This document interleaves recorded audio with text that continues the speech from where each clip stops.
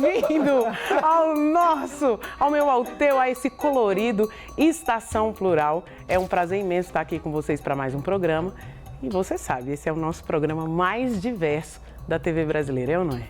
Eu sou Ellen Oléria e eu tô aqui com meus colegas Mel Gonçalves e Fefito. Sim, maravilhosos. Eu quero dar as boas-vindas ao nosso convidado de hoje. Ele é ator, autor, diretor, apresentador, poeta e sim, senhoras e senhores, inventor. Porque ele é aquele cara que não se esgota, não. O Cazuza cantava de gente como ele, levando a vida na arte, lembra? Então, Michel Melamed, bem-vindo ao nosso Estação Plural. Prazer estar com você. Que astral, hein? Que astral com essa apresentação. Esgotei. Pronto, olha, ele que nunca se esgota, disse que se esgotou. Não, mas esgotei só para renovar Pronto. E poder começar a assim que é claro. Viva a renovação. E que maravilha! A arte está em toda parte. Na vida de Michel, na minha vida, na sua vida. O que você imagina quando pensa em arte? O que vem na sua cabeça? Um museu com obras importantes, de artistas maravilhosos, maravilhosas? A música que toca na tua playlist é arte? Michel, é possível a gente dizer o que é a arte? Bem, eu acho que só é possível, né, todos dizermos o que é. Quando você estava falando, eu pensei numa analogia, que é quando você fala sobre política, né? Às vezes a pessoa fala assim, não me interessa política, e aí parece que a pessoa está se referindo à política institucional, quando política se refere a tudo que faz parte da nossa vida, da camiseta que se escolhe, a palavra que se escolhe, a tudo. Comida que a gente come. Exatamente, e acho que a arte está nesse mesmo lugar, isso é a arte como a expressão da singularidade de cada um. Quer dizer, os 7 bilhões de seres humanos têm um olhar único sobre a vida. Se cada um deles puder expressar esse olhar único através de uma linguagem chamada artística, ou mesmo não artística, através de qualquer coisa, se você expressar seu olhar único, singular, através de qualquer coisa, passando café, fazendo programa, a unha, a maneira que você coloca o boné, eu acho que isso é uma expressão artística. Eu concordo plenamente com o Michel. Eu acho que se é pessoal, é político. E se é singular, é arte. Acho se que é singular, é arte? Sim. Se singular é arte, eu acho que a maneira que a gente leva a nossa vida e que a gente desenha a nossa vida é uma grande composição. No final das contas, ela é uma grande obra de arte. É mais fácil ela falar. Nunca vai ser igual a de nenhuma outra pessoa. É mais fácil falar o que não é arte do que falar o que é arte? Mas o que não é arte? Tô perguntando pra você. Não, eu acho que a única coisa que não é arte é o olhar, infelizmente, e esperamos temporariamente, não artístico de alguém.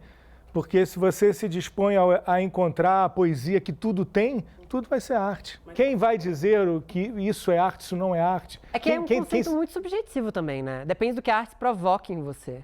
Mas mesmo quando não te toca, eu acredito que uma obra...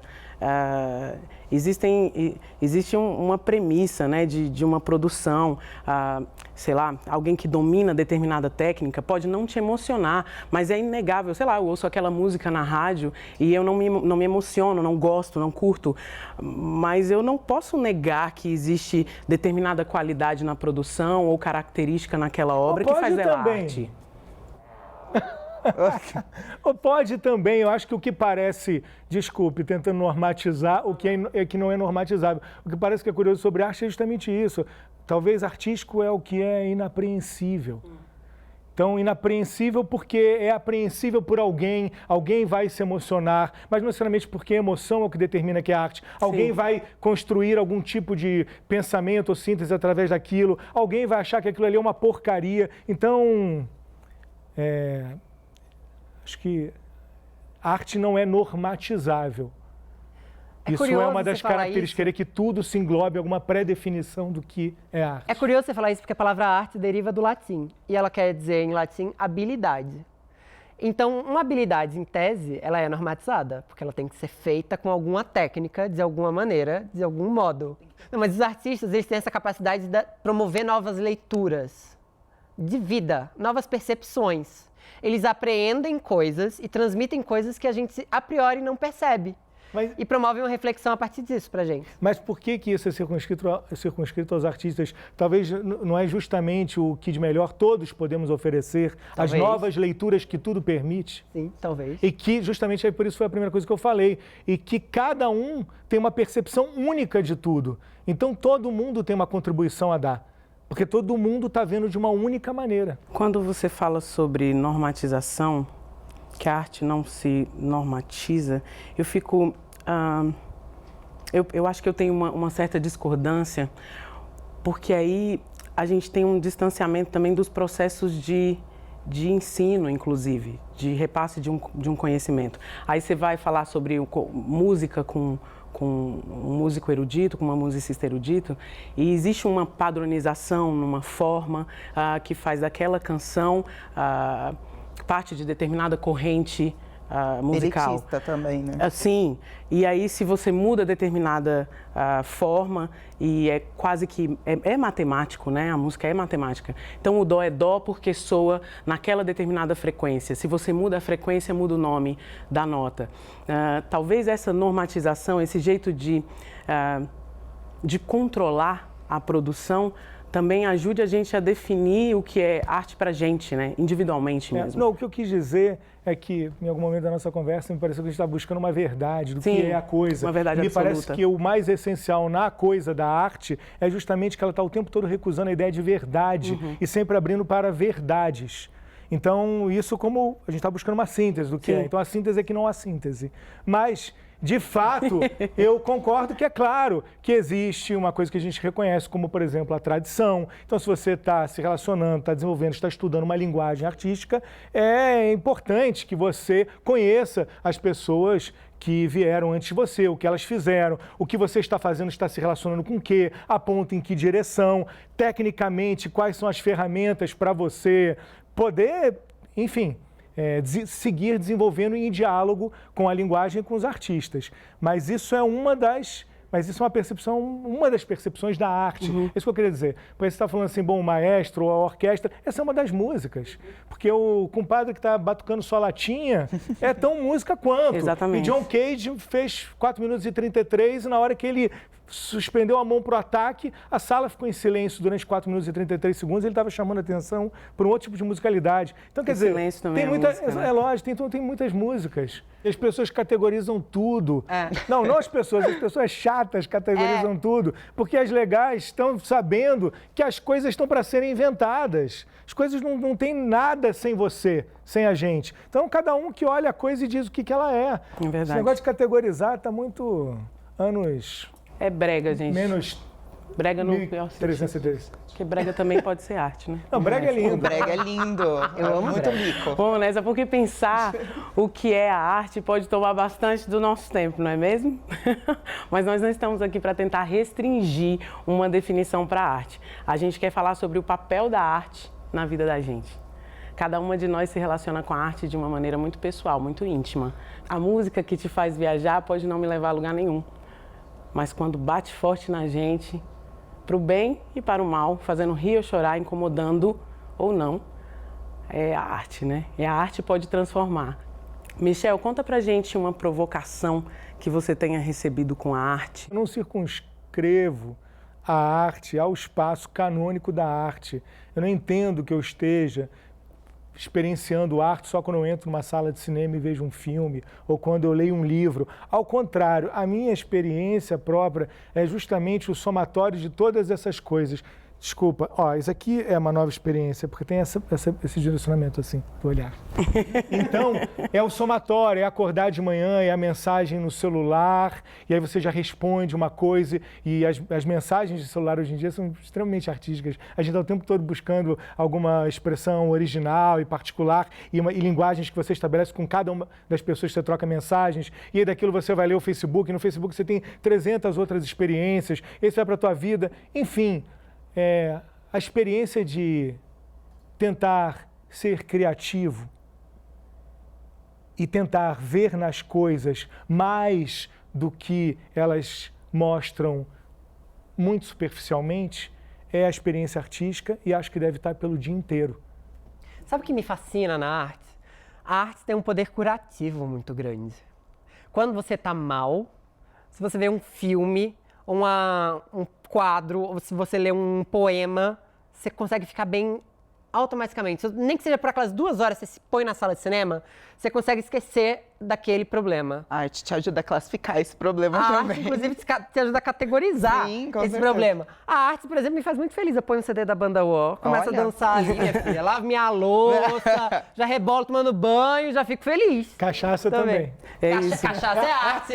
Claro. Se você pensa que cachaça é arte... E se você pensa que cachaça é arte, Cachaça é arte. cachaça é arte sim. Tem eu acho que você falou algo muito provocador também em relação a isso, que é a delicadeza do olhar, né? Porque, de fato, acho que é o olhar da gente que vai despertar ou não esse afeto. Aí, às vezes a gente está chegando num aeroporto ou algo assim, e todas as vezes eu fico emocionada quando eu vejo aquelas despedidas, uns abraços eternos, né? E a pessoa sai do abraço em prantos, e aí sobe no avião, rolou de pegar um avião com uma moça assim. E a emoção dela tá tão à flor da pele que aí chega pra gente também. Aí eu fui um trecho da viagem emocionada e capturada na cena da despedida dela. Sim. E aí eu acho que é arte também. Isso te faz Então, escrever, né? é isso, né? Tão tocante. Isso reflete um pouco o que o Fernando Pessoa disse para definir a arte, né? A arte é a vida. Vocês estão dando muita ênfase ao aspecto do sentimento em relação à arte, que é real, mas também não é o único, né? A arte também gera muito pensamento. Aliás, essa é uma parte que me toca mais até, não que eu não me emocione com arte, mas como a experienciação artística, isso é, ver coisas que não são mastigadas, que não são persuasivas, que não são da leitura mais clara, como isso te convida a criar, a inventar e a, portanto, pensar de uma maneira diferente. Eu acho esse o maior desafio mesmo, e que a gente merece, e ainda mais, especialmente no Brasil e no mundo hoje, não ouvir e ficar reproduzindo, ouvir e parar e pensar naquilo e conseguir expressar ou criar uma nova maneira de ver as coisas. Você acha que a sociedade tende a mudar através da arte? Eu acho que a arte é o centro da transformação da sociedade, entendendo a arte como caminho indissociável do processo educacional. Claro. Educação Arte é e arte são uma trabalho só coisa. Arte Não aproxima significa da que tem que ter um educação. ministério só. Ao contrário, por serem tão potentes e fundamentais, merecem Atenções. todas as atenções. O processo constante de aprendizado, a arte, para mim, foi foi muito mais significativa do que o estudo formal. Claro, a arte Óbvio que eu tinha que ter aprendido o beabá e o 1 mais 1, mas depois disso, o mundo. A arte é trabalho? Te pergunto isso porque muita gente acha que algumas artes têm menos valor por serem comercializadas, por não serem espontâneas. Lógico que a arte por exemplo. trabalha em todos os sentidos. Pensaria mais em termos de uma outra descrição que se ouve muito, é arte versus entretenimento. Mas não seria arte versus lucro, porque muita coisa artística gera lucro. Sim. E tem que gerar também. eu Claro, penso assim. e pode gerar. O que também não significa que uma arte que não gere lucro, que ela não tem qualidade. Claro. Então vamos parar de porque a imprimir gente cai Dostoiévski para imprimir best-seller no Machado, ou vão fechar as bibliotecas porque elas têm menos frequência. Não, então, calma lá. Tem um senso crítico, de você parar e olhar o que a pessoa está fazendo. Então tem uma série de elementos para você pesar o que seria uma criação artística. Essa pessoa está buscando expressar alguma coisa, através das maneiras que ela estabeleceu para expressar determinadas coisas, ela está conseguindo esse resultado, essa coisa está em diálogo com a tradição que vem anteriormente, quer dizer, essa coisa está no contexto, tem mil maneiras de tentar perceber isso. E tem outras coisas que talvez o que de vez em quando a gente se refere como entretenimento é uma coisa que não passa por nenhum desses lugares que eu supus aqui, e quando muito é tratado como um produto. Então é uma coisa que você fala assim, tem ator, tem autor, tem diretor, tem todos os artistas, mas o que vai definir como aquilo vai ser feito e o público vai gostar mais disso ou daquilo. Essa cor aqui vindo aqui, então assim, é uma tentativa de supostamente agradar um mercado, vender um produto, antes de expressar alguma coisa singular que um artista queria. Mas é isso mesmo. E a arte, minha gente, tem efeito sobre todo mundo. Mas como será que a artista gostaria que sua obra tocasse o mundo? Se liga nesse papo. O que eu acho legal é quando a arte entra na vida das pessoas sem que elas percebam. Então, no momento que você escolhe a roupa que você vai vestir, a roupa que você vai comprar, mesmo se você senta num restaurante legal e você vê que o prato veio naquele capricho, assim, né, que o chefe ele fez um desenho ali, são coisas que a gente aprecia, né, e que tem a arte embutida e que muitas vezes a gente não percebe.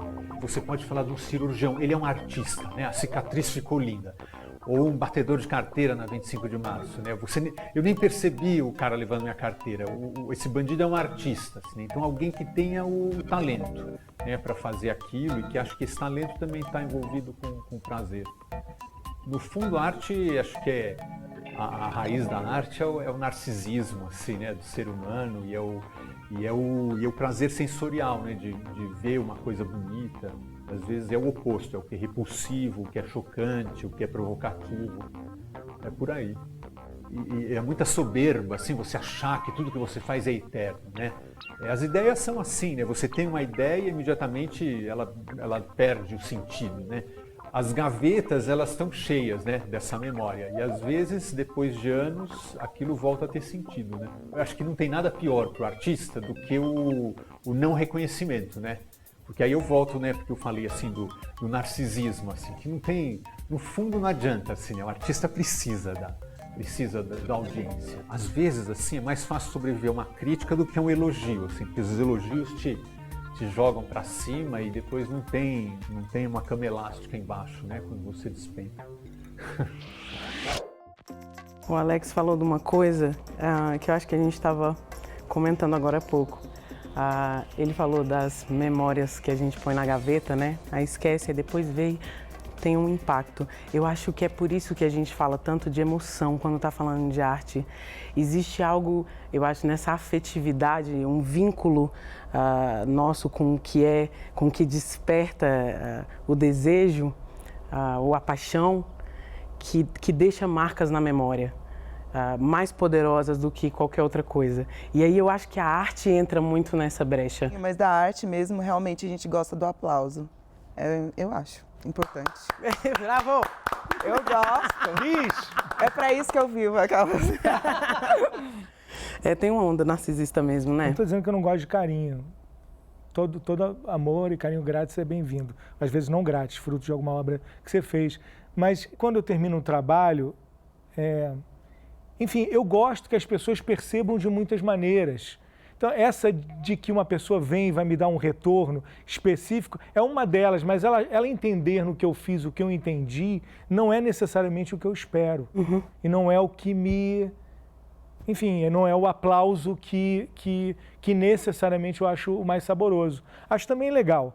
Mas o aplauso... Me faz entender? A obra não se encerra em você, ela se multiplica no público, ela se multiplica com a gente. Mas o aplauso é isso também, né? O aplauso é quando a sua obra acontece, quando você vê o resultado dela, que ela causou algum efeito de alguma forma. Eu não falo só de aplauso. Para mim, o aplauso é um obrigado. Você mudou minha vida é justamente hoje. Mas pode não ser, pode ser uma cerimônia, uma liturgia, uma tradição, uma obrigação. Eu ia no teatro e via a galera dormindo pesado. Acabava o espetáculo, opa, acabou, aplaudia de pé.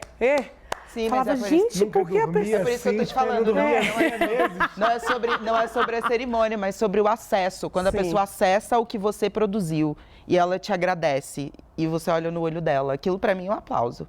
Eu ressignifico. É isso aí. E eu gosto dele, sim. Eu gosto de saber que o meu trabalho artístico chegou nas pessoas e trouxe alguma coisa de novo para elas. E eu acho importante, porque é através disso que eu vou ter a minha crítica. Como eu não faço exposições, as minhas exposições são os meus shows, a minha crítica é o meu público. Então, o aplauso deles nada mais é do que a nota. O feedback, né? Aplauso é uma das coisas, né? É porque você está usando aplauso como símbolo de você ter sido o meu querido, aplauso é muito gostado. maior. Não é claro, só a palma. Todo mundo quer amor. Gostar é bom também. Falar de arte é isso, minha gente. É bom demais e não dá vontade de parar. Mas a vida segue e o Estação Plural também. Você fica por aí, que a gente vai fazer uma paradinha para tomar uma água. Você bebe uma água também e a gente volta com o Michel Melamed. Tem mais, com certeza. Até já.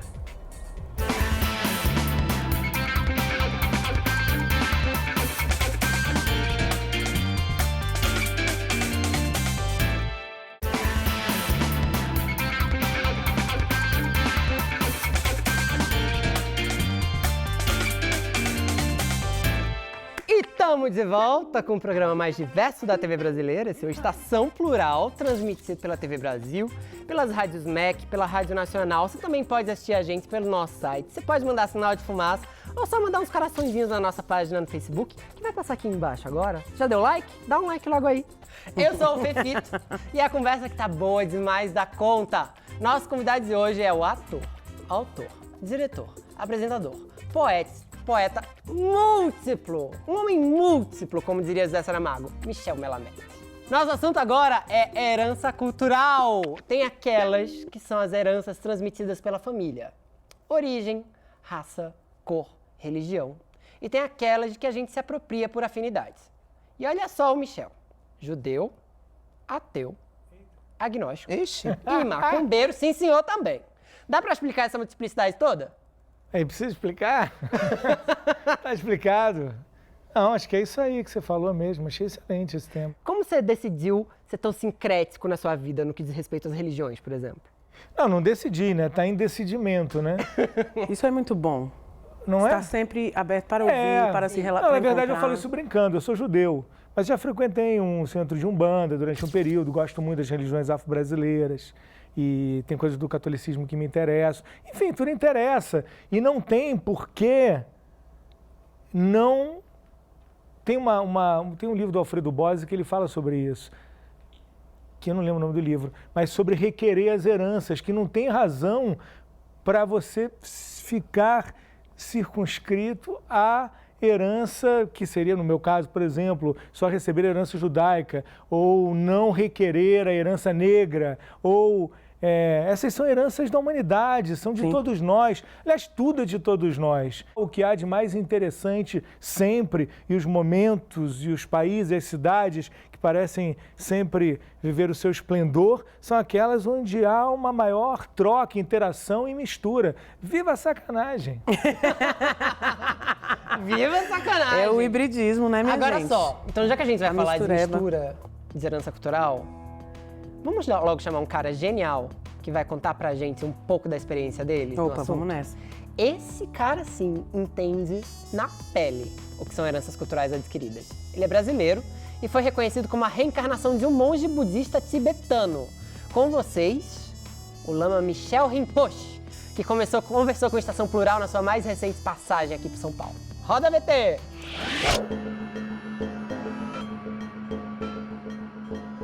Eu vivi no Brasil até os 12 anos, dos 12 aos 24, uma comunidade tibetana no sul da Índia, e dos 24 até agora, 34, na Itália. Né? E viajei muito, então acabei misturando várias culturas de uma certa forma. Por exemplo, quando as pessoas me encontram, elas perguntam, como que eu tenho que falar com um lama, como eu tenho que me comportar? Eu falo, eu sou brasileiro, me dá um abraço. Por um outro lado, tem várias coisas da cultura tibetana monástica que eu recebi, que é diferente da cultura tibetana como um todo. Então tem aspectos, o que é importante é o que você precisa, não é o que você quer. A importância de não dar valor para as dificuldades, mas sim para o objetivo. Falar apenas o que é necessário, não aquilo que a gente fica querendo ficar falando demais da conta. Tem vários aspectos culturais que você aprende no monastério, não por ensinamento, mas por experiência e exemplo. A gente consegue ver a nossa cultura quando a gente está numa cultura bem diferente. Muitas vezes a gente vive a nossa cultura sem nem se dar conta da nossa cultura. E eu percebi que, tendo crescido aqui até os 12 anos, a minha cultura é a cultura brasileira. Tem aspectos de outras culturas que eu aprendo, porém eu acredito que onde a gente passa os primeiros anos da nossa vida é o que tem a maior influência sobre nós. Mesmo porque a cultura, ela é um pouco aquilo que nos dá a nossa imagem do mundo, a forma como nós nos relacionamos com a realidade, o paradigma no qual a gente vive. Isso é extremamente importante. A gente tem influências diferentes, cada um de nós, que vão se juntando e vão criando a visão de mundo que a gente tem. Ela é parecida porque nascemos e crescemos numa cultura parecida, mas nunca é igual. O que eu acho que é muito importante é a gente poder entender que nós temos uma visão de mundo. Ela pode ser certa, correta, mas não necessariamente a única que seja correta. Então é importante a gente estar aberto para as diferenças, entendendo que tem várias formas de poder viver e se relacionar com a realidade. Michel, você é judeu descendentes poloneses, né? Como é essa mistura na sua família? Você se apropriou muito Eu dessa... amo a Michelle, tem Michelle na lama. eu não concordei de todo com o lama, não, porque minha família é polonesa, meu pai nasceu na Rússia, minha mãe nasceu no Uzbequistão e eu sou completamente brasileiro, nasci aqui, todo lógico, minha Anne, minha alma é brasileira e todo o meu background é brasileiro. Mas, de outro lado, como homem, como artista, como cidadão, uma das maiores conquistas é entender e querer todos esses atravessamentos, porque, enfim, a gente tem pontos de contato, a gente é um monte de coisa, Então você vai ver, sei lá, para dar um exemplo de uma coisa só que é visivelmente clara, por exemplo, séries americanas que chegam aos borbotões aqui, a gente acaba assistindo uma ou outra e você encontra 1000 pontos de contato, aquilo ali passa também a ser constitutivo da tua identidade, etc. O chato nesse caso é que em relação às séries americanas acaba sendo uma overdose, às vezes uma lavagem cerebral, porque só tem isso. Legal seria se você visse a série americana, a série islandesa, a série... Agora, aos poucos está tendo isso, principalmente com a internet. Então a gente pode ouvir a canção francesa, o comentário que a Ellen vai fazer agora. Não, eu ia te perguntar o ponto divergente, onde você... Era esse que eu achei que ele tinha... enfim, enfatizou muito essa coisa da primeira idade, de que na primeira idade você forma, sei lá, um conjunto de experiências e isso é a tua identidade cultural. E por mais que eu me sinta muito brasileiro, eu sou brasileiro, por todas as coisas, eu me sinto também muito outras coisas. E... é isso. É importante você falar sobre isso, tipo, essas primeiras, as primeiras identidades que a gente pega pra gente. Porque na minha família, por exemplo, minha família é toda evangélica. Eu vim de uma família muito certinha, muito fechada, muito opressora. E o fato de eu ser uma mulher trans dentro da minha família, eu tive que ressignificar várias dessas heranças para eu poder me sentir bem sendo o que eu sou hoje. Então, eu fui buscar fora muitas coisas. Isso aconteceu comigo, isso deve ter acontecido com você também. Claro. Então, realmente, é um ponto que a gente pode discordar, né? Perfeito. Inclusive, falando sobre budismo, o budismo é uma das religiões que eu gosto porque ela é um pouco mais liberta com relação às identidades de gênero, sexualidade e etc. Eu acho que é uma religião bem democrática. Mas, nesse aspecto, eu discordo também. Eu acho que a gente tem os pontos onde a gente ressignifica a nossa herança. Essa tentativa de cristalizar as coisas, eu não acho que ela contribui muito. E a gente vê isso tem tão pouco tempo, de 20 anos para cá, como essa permissão para sermos múltiplos aconteceu, que vai desde as atividades que a gente pode desempenhar um dia, a roupa que a gente imagina. Há 20 anos atrás, as pessoas de determinadas idades tinham que se vestir de determinadas maneiras. Que bom que você falou disso, porque eu queria ampliar a discussão exatamente falando de roupa. Há mulheres do movimento negro que se incomodam de ver mulheres brancas usando turbantes. A apropriação cultural é muito positiva como um fenômeno globalizado e que mostra que todo mundo toca e aprende todas as culturas, mas ela pode também ser considerada uma ofensa. Um turbante que alguém use por achar simplesmente bonito pode, em determinado ponto, ofender a determinada cultura. Eu acredito que existem tensões dentro das relações de poder que a gente estabelece ou que a gente precisa lidar com elas, que não podem ser desconsideradas quando a gente está falando de um encontro cultural, né? A gente está falando de encontro, mas não é necessariamente uma via de mão dupla. A gente troca de uma maneira igualitária, não necessariamente. Muitos encontros históricos são marcados por processos de extrema violência. Genocídio de outras culturas, né? Então a gente se encontra e enquanto no nosso encontro você é obrigado a falar a minha língua materna ou usar a vestimenta que a minha tradição julga adequada. Você está chegando, sei lá, numa comunidade quilombola, como é que eu chego? Você não chega entrando, às vezes na casa da coleguinha ela quer que tire o sapato para entrar. Sim. Então eu acho que a aproximação pode ser feita com cautela e com com sensibilidade e com respeito também. Claro que sim. A gente vai se Mas misturando. achei que a gente estava também falando, dando mais ênfase para a contrapartida disso, que a partir do momento que você vai na casa da amiguinha, ela tira o sapato, você nunca tinha feito isso, nem sabia, você aprende aquilo e você pode levar para a sua vida, mesmo que o que motivou sua amiguinha é porque ela é budista e Sim. alguma coisa. E você foi causa da motivado sujeira. Porque o chinelo você estava gostou, sujo. Exato. Pronto. Então, essa troca, ela é o que faz de nós humanos. A gente nasceu num país que vem de apropriações culturais unilaterais. Quando os portugueses aqui chegaram, eles se apropriaram da cultura indígena e impuseram a própria religião.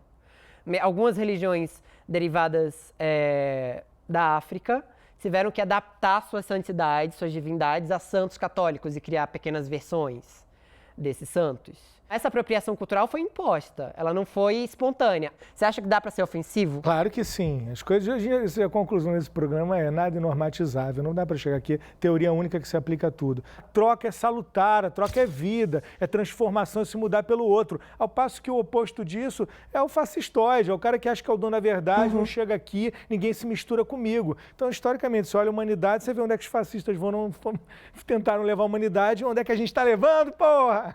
É verdade. Fundo do poço. A gente está levando para fazer um programa demais, a gente está levando para fazer cidades onde as pessoas se respeitam, onde respeitam as opções sexuais, as opções quaisquer que sejam, onde se respeitam as opções. Então, mistura. Às vezes na aproximação a gente se encontra também, né? Claro. Eu posso sim me identificar muito mais com outra cultura que não necessariamente a cultura de minha mãe e de meu pai, né? E eu acho que o meu lugar é onde eu quero estar, não necessariamente o lugar de onde eu vim, eu não estou presa a correntes, né? E eu acho que a gente tem mesmo um trânsito livre nos encontros. Essa semana a minha esposa cozinhou soba. Aí a gente conhece um prato japonês e a gente ficou brincando que tinha comida japonesa. Hoje tem comida japonesa, que aí ela preparou o soba. Excelente nome para um restaurante, hein? Não perca, abrindo em 2 meses, japonesa, Alameda. Menino, tem que é muito ver. bom nome de restaurante, Japonesa né? é maravilhoso. E a gente gosta dessa onda. Eu sou muito feliz de ter uma pessoa perto que é curiosa e tem um paladar apurado e aí fica experimentando e descobrindo os sabores. Vou fazer isso em casa. Então a gente, ao mesmo tempo, experimentou quizaca, que é uma comida angolana que, enfim, eu acho que a comida angolana parece muito com a comida mineira e é muito familiar, assim, no sabor. E a gente consegue preparar também. Pô, vou fazer uma comida angolana, né? Você acha que é possível a gente se misturar e se tornar múltiplo sem um processo de violência no encontro? Só é possível assim. Mas é que a gente tem uma herança de se misturar com violência. Uma herança maldita, né? Essa aí eu não herança quero, maldita, essa violência. Eu tô pensando aqui, é muito engraçado como algumas religiões, embora elas misturem muitas coisas e muitas histórias de várias partes do mundo, elas não refletem, elas não dão visibilidade a algumas coisas. Não há nenhum santo transgênero, não há nenhum Tem, santo sim. homossexual. Tem? Me conta. Eu te marei. Não, mas não na Igreja Católica. Eu tava Aí falando já não é mais especificamente da comigo. Igreja Católica, Aí eu já não falo Porque mais. eu acho que o espectro para falar de religiões a gente precisa ampliar Sim, mesmo. não, eu tava pensando na Igreja Católica, mas espera 100 anos, vai ter. Vai ter. Claro. Porque tem santo pra tudo. Há 300 anos atrás tinham peças de tortura, né? Ai, meu Deus. É isso. Mas a igreja vai Inclusive, correndo atrás, porque a igreja é muito Será que a igreja vai retrógrada. pedir desculpas O pra padre, gente? o Papa pediu, você não viu? O Papa disse que deve desculpa aos homossexuais, apenas a eles, né? E vamos ver o que Daqui acontece. a 2 anos nesse ele processo pede a de você desculpa. também, amiga. O tempo dele é devagar. Eu acho que a ele é Igreja Católica deve desculpa pessoa por pessoa no mundo. Amém. Amém. A riqueza maior que a gente tem é a diferença. Então, a gente tem a possibilidade de ser educado, de ser civilizado. E parte desse processo de civilização e educação é justamente reconhecer o que na diferença é encantatório, o que na diferença às vezes assusta, mas que isso pode ser vivido sem essa violência. E não precisa transformar o outro num inimigo. Ao contrário, tudo Né? de mais A lindo que a gente diferença- produziu foi fruto desse encontro. Exatamente, a gente pode conviver com essa diferença cultural, misturar aonde convém, aonde nos interessa misturar, manter a tradição onde a gente acha importante manter, né? E fazer nossas saudações a nossos ancestrais, nossas ancestrais. Mas eu ainda acho que a mistura é bem bonita e eu adoro o hibridismo. Eu adoro a mistura e tá na hora do Michel, meu filho. Você Misturar com a gente. Partiu suruba! Partiu suruba! Não, É quase isso, é quase Você isso. sabe que suruba, inclusive, é uma palavra que está no Aurélia Adicionário e você está no quadro do nosso Pajubá! Ei. Pode apelar pros anjos, pros deuses, pros espíritos, Tá no pros paredão, Exus. paredão. Agora é uma boa hora. Eu tô. Chegou a hora de você enfrentar o desafio Aurélia. Se você acertar, você vai ganhar o troféu Irene Havas, que em si só já é um Pajubá inteiro. Sabe o que é Pajubá? É uma linguagem que deriva do Yorubá. Ok. É a linguagem que as travestis de rua usavam, Aham. que o mundo meio LGBT se apropriou. Você já sabia disso? Que isso acontece sim, mas Pajubá eu não sei exatamente o que é. Então, é isso que eu acabei de falar. Ah, Pajubá é linguagem, isso é uma mesmo? linguagem. Ah, eu conheci a linguagem, não sabia que ela se chamava Pajubá. Então, Vivênia aprendendo com a gente aqui agora, pois agora o Espetacular. Pajubá vai ser usado Esse ajuntamento pra fazer de palavras. você quebrar a cabeça. Bora. Eu vou te dar uma palavra e vou te dar 3 opções. A gente vai ter um intervalo pra pensar, você aí de casa vai pensar também e vai responder pra gente pela hashtag Estação Plural. Então vamos lá? A palavra de hoje é complexia. Michel Ai, Magalhães. Jesus. O que seria Misericórdia. complexa? Eu amo que aparecem os barulhinhos aqui. Complexia. Pim. Bicha metida a estudada. Uma bicha que fala difícil, uma bicha que se faz de erudita, sofisticada, sabe? B. Ela é uma bicha disléxica, psicanalizada, sabe? Com um pouco de conteúdo. É aquela bicha que faz cara de conteúdo assim. C. Uma bicha cheia de enroscos, que está sempre de passagem, já tá querendo ir para o outro lugar, já captou? Essa bicha De agitada, bonde em tá- bonde? Já veio, já foi. De bonde em bonde? De bonde em bonde. Você já sabe a resposta? Quer pensar? Vai pensar. Ela é um pouco complexa, hein? É um pouco complexa. Então, se você sabe o que é complexa, conta pra gente, que daqui a pouco tem a resposta do Pajubá no Estação Plural. Não sai daí, não! Fica aí!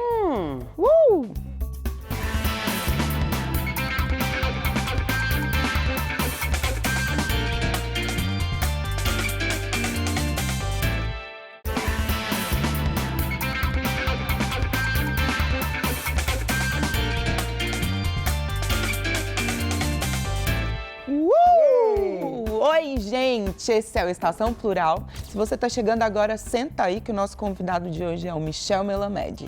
E tá na hora de testar o conhecimento dele do Pajubá. Tá pronto, Michel? Você lembra quais são as opções? Eu vou repetir para você de novo. A palavra do Pajubá de hoje é complexa, gente. O que quer dizer complexa? A. Bicha metida a estudada, que fala difícil. B. Bicha disléxica, psicanalizada. Com um pouco de conteúdo, aquela que consegue engambelar. Ou C, a bicha cheia de enrosco, que tá sempre de passagem, já querendo ir embora para outro lugar, aquela bem fervida. Gente, Porque o enrosco que é é, muito gente? Olha, eu vou complexificar que eu tinha entendido que a segunda era outra coisa. Eu posso ser sincera contigo? Sempre. Eu não faço a menor ideia do que seja. Não, mas alguém aqui sabe? Não, o Espírito Santo vai Mandem soprar pra seus Mel em algum e-mails. momento. Eu não faço a menor ideia, gente. Eu Não, aposto eu- na da análise, porque eu acho que ser psicanálise é sempre complexo. Bom, gente, eu acabei de receber um sinal de Jesus E Cristo. você, Michel, o que você acha? Então, eu tinha entendido que a segunda, na primeira vez que você leu, se referiria a algo como uma pessoa meio tipo complexada, no sentido, de algum jeito. E aí agora, É ouvindo... psicanalizada. É a bicha doida. Então, mas eu entendi que era um aspecto da... entendi. Ela é meio disléxica. Mas aí ela seria complexa. Eu tô entre a primeira e a terceira. Você quer que eu repita de novo Não pra precisa, você? não precisa. Conhece alguma complexa? A terceira. Ficava a primeira. Olha, hoje bicha não foi estudada. seu dia. Qual a terceira? Não ganhou Hoje o troféu não Irene foi o Havas? seu segunda. dia. Eu queria ficar- Eu queria dizer, mas hoje o nosso prêmio não foi pra você. É a bicha disléxica, gente. Gente, que babado. Era que eu ia escolher. Mas é que eu tava entendendo que a pessoa complexa era no sentido de complexada. E aí, a última frase do que você descreveu não contradizia essa ideia que eu... Mas a questão Entendi. é justamente essa. O Pajubá, ele não tem por onde você estudar. Ele não, o Pajubá não veio pra existe uma explicar, raiz. veio pra confundir. É isso. Não existe uma raiz, né, jovem? Não tem como, gente. Cada palavra, né, gente? Esse Pajubá tá muito engraçado. Antes eu sabia de tudo, agora eu não acerto mais nenhuma. Eu preciso da ajuda celestial para poder conseguir dizer qual é a certa e qual é a errada. É bom aprender palavra nova para a gente entender o significado delas também. A gente sabe, por exemplo, que tem gente que acha que mulher poeta tem que ser chamada de poetisa para ter sua condição feminina respeitada. Mas tem as próprias poetas, algumas delas, que dizem preferir ser chamadas de poeta, porque poesia não tem gênero. Será que é o caso de adotar poetisa, Michel? Adotar? Sem pai nem mãe? O que você prefere, poetisa, poeta? Você acha que pode ser usado os dois? Depende da poeta, Você acha da que a pessoa que poetisa. escolhe? Acho que escolhe quem quiser escolher. Eu acho que é super importante demarcar a condição feminina em Eu algumas gosto. palavras. O que você acha disso? Eu Presidente ou presidenta? Eu gosto. Acho que é um direito nosso ressignificar essa língua também, que é cheia de restrições e atende a um projeto excludente e invisibilizante para nós mulheres. Então, acho muito maravilhoso quando a mina já chega logo solando a porta e ela diz, sou poetisa. Não por nada, mas é porque poetisa é para ela. Poeta é para ele, é para ela, mas poetisa é para ela. Aí eu acho fantástico. É meu território aqui, eu acho bacana. Eu gosto no caso do presidenta, eu sempre gostei do presidenta, por esse aspecto. Primeiro que eu achei que quem ficava criticando, eu não via muita argumentação clara, porque é tão claro que o objetivo de presidenta era justamente trazer à tona o fato de ser uma mulher. E, porra, pela 1000ª, 80ª e última vez, a situação da violência no Brasil contra a mulher. Sim.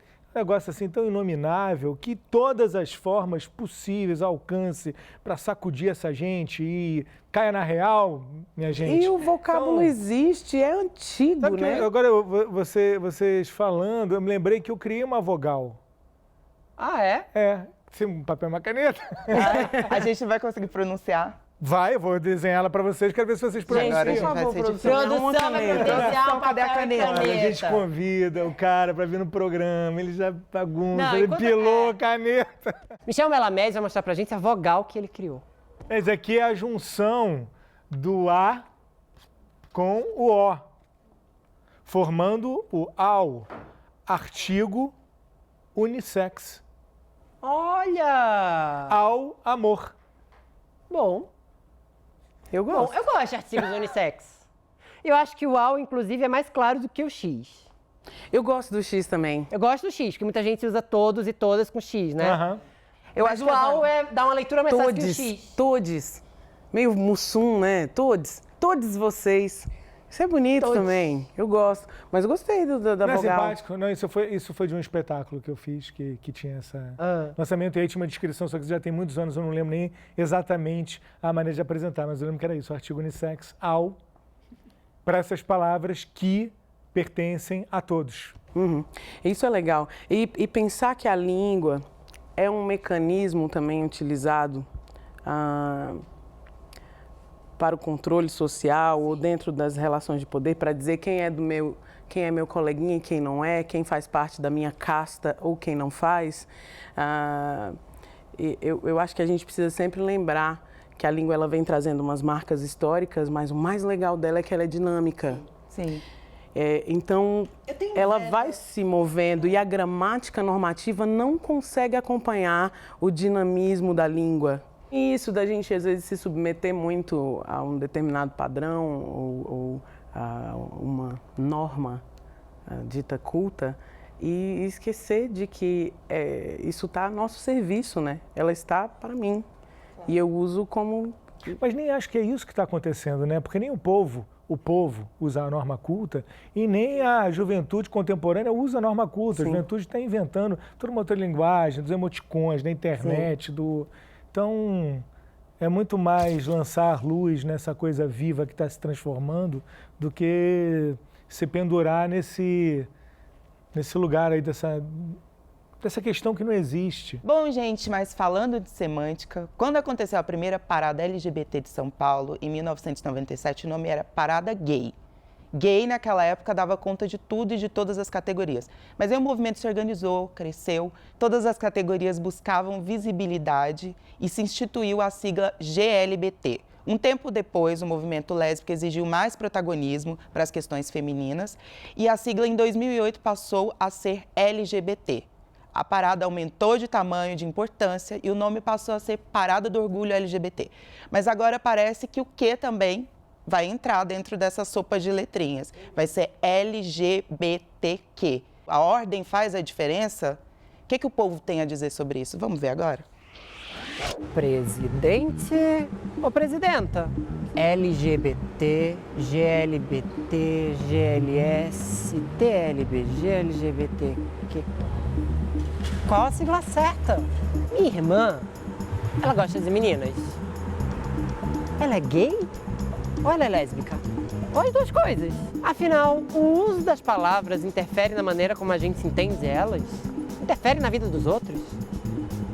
Vamos descobrir. Sim. É presidenta ou presidência? Eu acho que é presidente. Presidente. É certo dizer presidenta. Presidenta não é muito usual, né? A gente está lutando tanto pela igualdade das mulheres na nossa sociedade. Eu acho que ter um termo único assim, acho que a minha opinião é que representa essa igualdade, sabe? É importante também entender que existem os cargos femininos, então eles precisam estar colocados na ordem feminina. Então, a programadora, a tatuadora e a presidenta. Você tem uma amiga que gosta de meninas, tá? Sua amiga é gay ou ela é lésbica? Eu ia falar que ela é lésbica, não sei.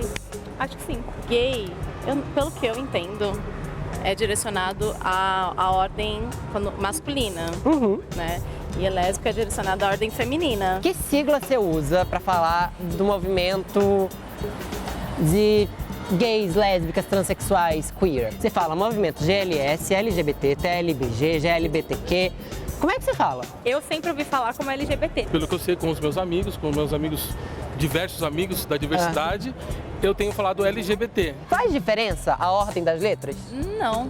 Eu acho que faz diferença porque cada grupo procura conquistar seu espaço. Hoje tem tanta sigla de tanta coisa que quando você muda a ordem, talvez você pense que possa mudar. Toda vez que muda, toda vez que há uma discussão, você coloca em pauta o problema, você coloca em pauta o preconceito, então você coloca em pauta a discussão. Então acho que acaba, no fim, ajudando a elucidar.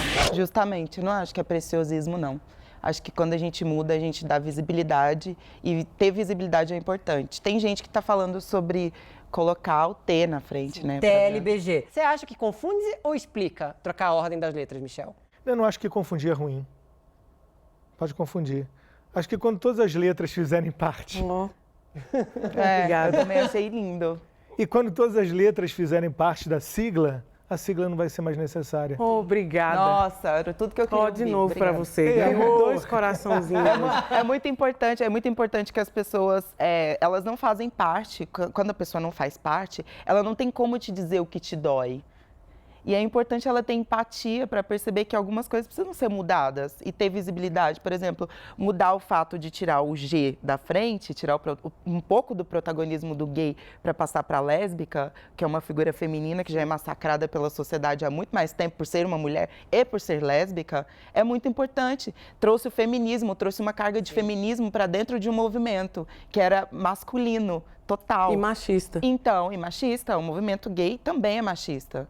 Né? Então, eu acho importantíssimo essa mudança e esse espaço. Eu acho que só existe a LGBT ou GLS porque a gente tem um Estado que deveria atender as demandas de todo mundo e ele não atende. É por isso que a gente tem movimentos sociais, que a gente briga para que a gente tenha direito a ter os mesmos acessos. O meu desejo na vida é que não existam mais movimentos sociais. Falar de amenidades. Quando a gente não precisar ter movimentos sociais, aí eles desaparecerão, aí não teremos siglas. Quando a gente consegue se juntar num espaço só, de uma maneira solidária, é muito mais interessante. Mas se não acontece, não há problema nenhum da gente dividir e de mudar o nome. Por último, só queria dizer que dar nome é dar significado às coisas. Se você muda o nome, a intenção é mudar o significado. Concordo com tudo que você falou. Concordo. A gente tem, quando chegar a hora da parada A, B, C, D, E, F, G, H, I, J, eliminar o PQS, X, Z, essa parada será a última parada porque a cidade se tornará uma grande parada, né? Eu sempre penso muito nisso e nas pessoas de fora, porque eu acho que elas, mais do que nós, elas devem nos entender, elas têm que nos ter algum tipo de empatia e respeito, mais do que a gente ter medo de chegar até elas ou ter que ficar se explicando o tempo inteiro. Eu acho que eles precisam ter empatia, essa é a palavra. Bom, mas o programa de hoje está acabando. Eita. É isso mesmo, foi bom, mas acabou.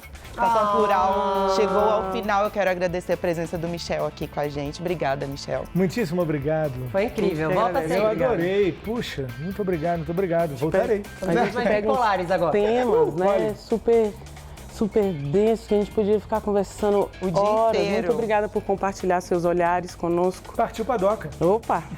Obrigada, gente. Essa semana a gente fica por aqui. Mas semana que vem tem mais. Beijão, tchau!